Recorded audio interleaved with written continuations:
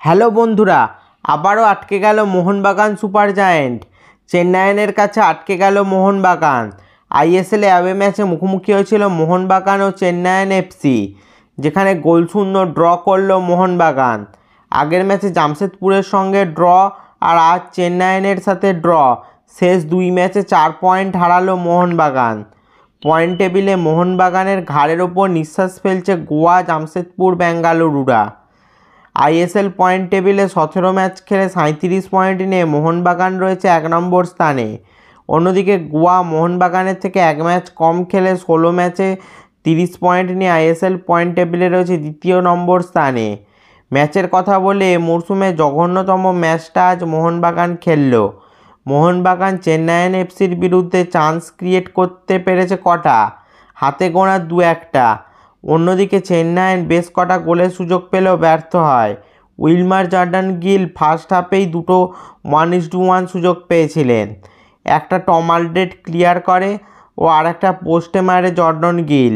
Second হাফেও চেন্নাইয়ের বেশ কয়েকটা সুযোগ তৈরি করে, বাট সেখান থেকে গোল করতে ব্যর্থ হয় তারা। মোহনবাগানের আজকের খারাপ খেলার পিছনে মরিনার ট্যাকটিক্সকেই দায়ী করতে হবে। আজ কী দরকার ছিল প্রথম একাদশের 4-5 জন ফুটবলারকে রেস্ট দেওয়ার, রিজার্ভ বেঞ্চে রাখার? Liston Colaco, Manvir Singh, Sahal Abdul Samad, Jason Cummings, Jamie Maclaren, এই 5 জনকেই আজ মলিনা একসঙ্গে বেঞ্চ করে দেয়, যার ফলে হাতে নাতে পেল Mohun Bagan super giant. Dimitri Petratos ও গ্রেগ স্টুয়ার্ট আজ স্টার্ট করেছিলেন, যদিও জঘন্য দিমিত্রি পেত্রাতস। দিমির খারাপ ফর্ম চলছেই। আগের দিন জামশেদপুরের এগেনস্টে মোহনবাগান অনেক চান্স ক্রিয়েট করেছিল, যেগুলো স্ট্রাইকাররা কনভার্ট করতে পারেনি। বাট আজ কি হলো? চান্সই ক্রিয়েট করতে পারেনি মোহনবাগান। বল পজিশন 71% মোহনবাগানের পক্ষেই ছিল, কিন্তু গোল লক্ষ্য করে শট, অন টার্গেট শট ছিল মাত্র 2টো। মলিনা ফার্স্ট 11-এ এত চেঞ্জ করে পুরো টিমটাকে ঘেঁটে দিল। Liston Colaco, Manvir, Jason Cummings, McLaren, সাহালরা পরে নামলেও বেশ সুবিধা করে উঠতে পারেনি। ম্যাচ শেষ হয় মোহনবাগান 0, চেন্নাইয়েন এফসি 0 গোলে। গোলশূন্য নির্বিষ ম্যাচ হলো।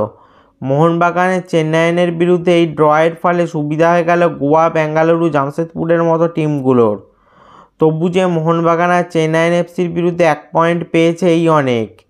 তো বন্ধুরা, চেন্নাইয়ের বিরুদ্ধে মোহনবাগানের এই ড্র নিয়ে তোমাদের কি মতামত তা নিচে কমেন্টে জানাও। এই ধরনের মোহনবাগান ও আরও ফুটবল রিলেটেড ভিডিও পেতে অবশ্যই চ্যানেলটা সাবস্ক্রাইব করে দাও, আর পাশের বেল আইকনটাও বাজিয়ে দাও। ফেসবুক থেকে ভিডিওটা দেখলে পেজটা অবশ্যই ফলো করে দাও। এটা আমার ইনস্টাগ্রাম আইডি, অবশ্যই ইনস্টাতে ফলো করে দাও আমাকে। আর ভিডিওটা লাইক শেয়ার করতেও ভুলবে না যেন। দেখা হচ্ছে পরের ভিডিওতে।